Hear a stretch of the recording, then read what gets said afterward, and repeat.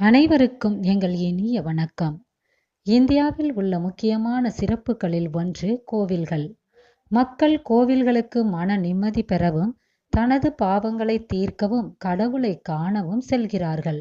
என்றாலும் சில கோவில்களின் கட்டிடக்கலையின் அழகு மனதை மெய்மறக்க வைக்கிறது என்றே சொல்லலாம். அப்படிப்பட்ட கோவில்களில் ஒன்றுதான் காஞ்சிபுரத்தில் இருக்கும் கைலாசநாதர் கோயில். காஞ்சிபுரத்தில் இருக்கும் கைலாசநாதர் கோயில் மிகவும் பழமையான கோயில் ஆகும்.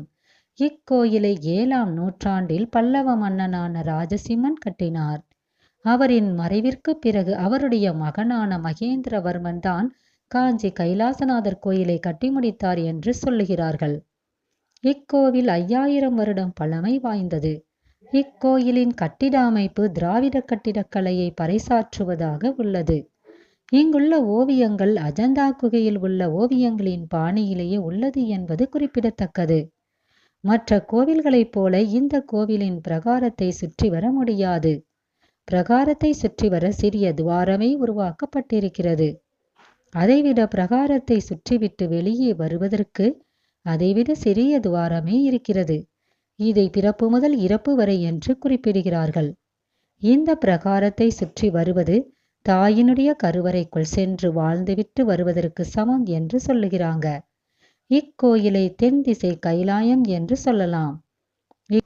இக்கோயில்ல 1300 வருடங்களுக்கு மேலாக வழிபாடு நடந்து வருகிறது. கோவிலின் வெளிப்புறத்தில் அமைந்துள்ள சிற்பங்களை இந்திய தொல்லியல் துறை பராமரித்து வருகிறது. கோவிலை சுற்றி நிறைய சிறிய கோயில்கள் உள்ளன. அதை திருசுற்று மாளிகை என்று அழைக்கிறார்கள். இங்கே நிறைய சிற்பங்களும் ஓவியங்களும் காணப்படுகின்றன. ராஜசிம்மன் இக்கோயிலுக்கு வைத்த பெயர் ஸ்ரீ ராஜசிம்ம பல்லேஸ்வரம். பிற்காலத்தில் இக்கோயில் கைலாசநாதர் கோயில் என்று மாறிவிட்டது.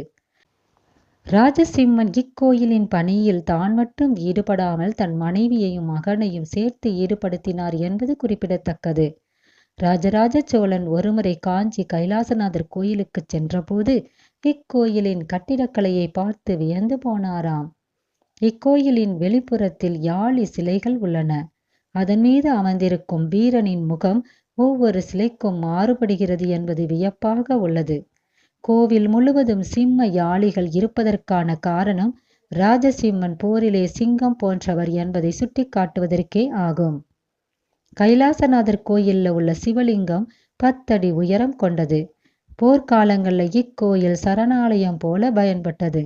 இக்கோவிலில் தப்பிப்பதற்காக சுரங்கப்பாதை அமைக்கப்பட்டிருக்கிறது என்றும் அது தற்போதும் கோவிலில் இருக்கிறது என்று மக்கள் கூறுகிறார்கள்.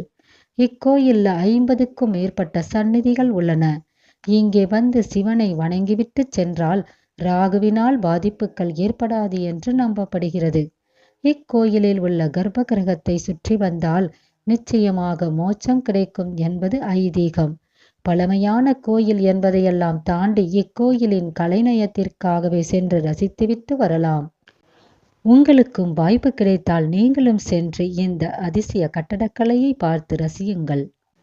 இது போன்ற சுவாரஸ்யமான வரலாற்று தகவல்களுடன் மீண்டும் அடுத்த வீடியோல பார்க்கலாம். வாழ்க வளமுடன் நலமுடன் அனைவரும். நன்றி.